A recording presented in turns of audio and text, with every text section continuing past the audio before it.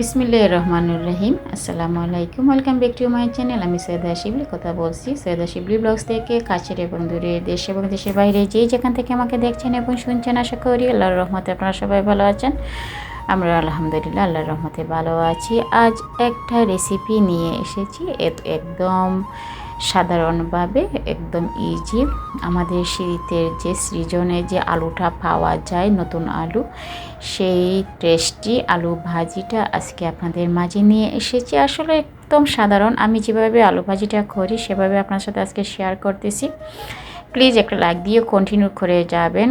আমার এই ভিডিওটা যদি ভালো লাগে তাহলে একটা লাইক, সাবস্ক্রাইব করবেন, আর পাশে থাকা বেল আইকনে অল অপশনে প্রেস করে রেখে দেবেন। আমার নিত্য নতুন ভিডিও যখন আপলোড দেবো তখন পৌঁছে যাবে আপনাদের কাছে নোটিফিকেশন আকারে। আপনার সময় সুযোগ করে ভিডিওটা আমার দেখে নিতে পারবেন।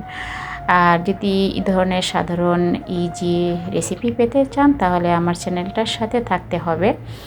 এত সুন্দরভাবে আমি পরিমাণ মতো যে তেলটা দিয়ে দিলাম, অয়েলটা দিয়ে দিলাম, তারপরে দেন আমি পেঁয়াজ দিয়েছি, তারপরে হচ্ছে 1 চা চামচ হলুদ দিয়েছি, আর কোনো কিছুই না, আর লবণ দিয়েছি, আর কোনো কিছুই দিব না। একটু যখন এই পেঁয়াজটা যখন একটু হালকা নরম হয়ে আসবে তখন আমি আলু কুচি কুচি করে আলুটা দিয়ে দিচ্ছি। আসলে আমার বাসায় এই আলু ভাজিটা অসম্ভব সবাই পছন্দ করে, আমিও নিজেও পছন্দ করি। আসলে অনেকে অনেকভাবে আলু ভাজিটা করে, আমি যেভাবে সাধারণভাবে আলু ভাজিটা করে থাকি সেটাই আপনাদের সাথে আজকে শেয়ার করতেছি। এভাবে আলু ভাজিটা আপনারা করে খেয়ে দেখবেন, আসলে অসম্ভব মজা লাগে। আমি কিন্তু একদম আলুটাকে মচমচে করে ফেলি, আমার বাসায় মচমচে আলু ভাজিটা খুবই পছন্দ। আর এটার মধ্যে আপনারা ইচ্ছা করলে ঘিও দিতে পারবেন, আমি অনেক সময় ঘি দিই। আর আমি ঘিটা অ্যাভয়েড করেছি কারণ আমার বড় ছেলের খুবই পছন্দ হচ্ছে আলু ভাজি, আর সে যে ঘির যে ফ্লেভারটা আছে না সেটা একটু কম পছন্দ করে, সেই জন্য আমি ঘিটা অ্যাভয়েড করেছি। নতুবা আমি আমার আলু ভাজিতে মাঝে মাঝে আমি যখন খাই তখন আমি আলু ভাজিটা তখন সেভাবে আমি ঘি দিয়ে একটু খেয়ে নিই। আমার ছোটো ছেলে আবার খালি দিয়ে কিন্তু খুবই পছন্দ করে ঘিয়ের ফ্লেভার, আর বড় ছেলে ঘিয়ের ফ্লেভার পছন্দ করে না। কারণ হচ্ছে আমার বড় ছেলে কিন্তু দুধের জাতীয় কোনো জিনিস খুবই কম পছন্দ করে। এতো আমি এখন কাঁচা মরিচ পালি করে দিয়েছি, আর হচ্ছে ধনেপাতা দিব। এভাবে ভাজি করে খেয়ে দেখবেন, অসম্ভব মজা লাগে, কি বলবো। আমি যেভাবে ভাজি করি এভাবে যদি আলু ভাজিটা নতুন এখন যে আলুটা বের হয়েছে, এই আলুটা যেভাবে ভাজি করে অসম্ভব মজা লাগবে। আর এটা কিন্তু পাশে দাঁড়িয়ে ভাজিটা করতে হবে, আমি কিন্তু পাশে দাঁড়িয়ে ভাজিটা করেছি। আর হচ্ছে ডাকনা ছাড়া করতে হবে, ডাকনা দিলে আলুর শেপগুলো নষ্ট হয়ে যায়, একদম নরম নরম হয়ে যায়, ভেঙে যায় আলুগুলা, দেখতে ভালো লাগে না, খেতেও ভালো লাগে না। আসলে দেখতে যেটা সুন্দর লাগে খেতেও সেটা ভালো লাগে, তাই না? আমার আলুগুলো একদম ঝরঝরে থাকবে, আর আমি একটু পরপর নেড়ে দিচ্ছি যাতে একদম পুড়ে না যায়, একদম মচমচে হয়ে যায়, নিচটা একদম মচমচে হয়ে যাবে। এভাবে আলু ভাজি করে খেয়ে দেখবেন। আর আমি যে মচমচে যখন ভাজিটা করি আলুটা, তখন একটু তেলের পরিমাণটা একটু বেশি দেই, না নতুবা মানে আলু ভাজিটা মচমচে হবে না আর খেতেও ভালো লাগবে না।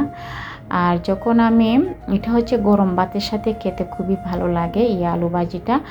আর যখন আমি পরোটা অথবা রুটি দিয়ে আলু ভাজি খাওয়ার চেষ্টা করি তখন আমি তেলটা একটু কম দিয়ে আলুটা একদম মচমচে করি না, একদম মানে কি হয় মচমচে ছাড়া যে আলু ভাজিটা করা হয় সেভাবে আমি করে তারপরে রুটি দিয়ে খাই। আর যখন গরম গরম ভাতের সাথে খাই তখন এইভাবে আলু ভাজিটা করে আমি খেয়ে থাকি। মাঝে মাঝে ঘি দিই, আমি যখন খাই তখন ঘি দিই। এ দেখেন আলুটা একদম লাল হয়ে এসেছে, আর একটু পর পর উল্টে পুল্টে মানে দিতে হবে, উল্টে পাল্টে দিতে হবে আলুটা, নতুবা মচমচে হয়ে গেলে তারপরে উল্টে পাল্টে দিতে হবে। আর যদি উল্টে পাল্টে বারবার দেওয়া না হয় তাহলে পুড়ে যাবে নিচটা। আর আমি যেটা আলু ভাজিটা করে থাকি এগুলো হচ্ছে ননস্টিকের ফ্রাই প্যানে করলে বেটার হয়, ভালো হয়, আলুটা সুন্দরভাবে হয়ে থাকে, আলুটা মানে ভাঙবে না, জড়জড়ো হয়ে থাকবে। আর আলু ভাজিটার মধ্যে যদি ধনেপাতা দেওয়া হয়, ধনেপাতা দিয়ে আলু ভাজি করে খেয়ে দেখবেন, একটু বেশি পরিমাণ আলু মানে ধনেপাতাটা দিয়ে খেয়ে দেখবেন, আলু ভাজিটা অসম্ভব মজা লাগে, খেতে অনেক ভালো লাগে। এতে আমি ধনেপাতাটা দিয়ে দিচ্ছি আর একদম মচমচে হয়ে যাবে নিচটা, খেতে যে অসম্ভব মজা লাগে গরম গরম ভাতের সাথে আলু ভাজি। আর এখন শীতের সিজনে আলু ভাজিটা কিন্তু খুবই ভালো লাগে, আমার বাচ্চারা খুবই পছন্দ করে। আজ এ পর্যন্তই, সবাই সুস্থ থাকবেন, ভালো থাকবেন, আল্লাহ হাফেজ, আসসালামু আলাইকুম।